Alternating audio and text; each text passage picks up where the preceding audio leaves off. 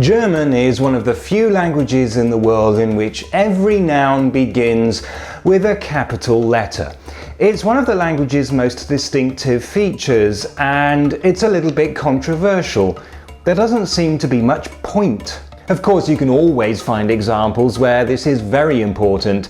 Capital letters make a huge difference, for example, between Ich habe Liebe genossen on the one hand and Ich habe Liebe genossen on the other.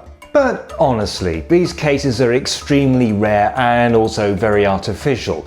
Normally nobody would ever need to say them. Not all Germans have been very happy with this system. Jakob Grimm complained that using capital letters for nouns was unnecessarily pedantic. A little later, the Bauhaus movement asked an interesting question. Why do we need two different alphabets anyway? It's not as if we can talk in capitals. But it's a good question. Why do we have two versions for every letter?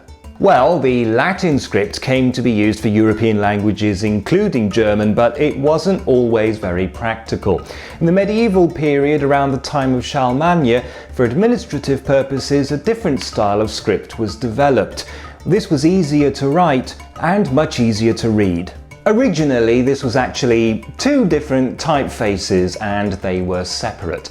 It wasn't until a bit later, during the Baroque period, that printers started using capital letters in order to emphasize words that they felt were important, especially nouns. Over time, this fashion faded and capital letters are now used much more sparingly, except in German, where to this day all nouns are capitalized. There was some discussion about this for the German spelling reform of 1996. The suggestion was made to drop the rule about using capital letters for nouns.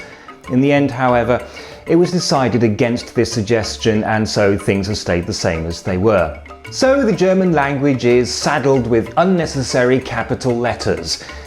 Or, if you prefer, the German language has retained one of its most distinctive features. At least until the next spelling reform, whenever that is.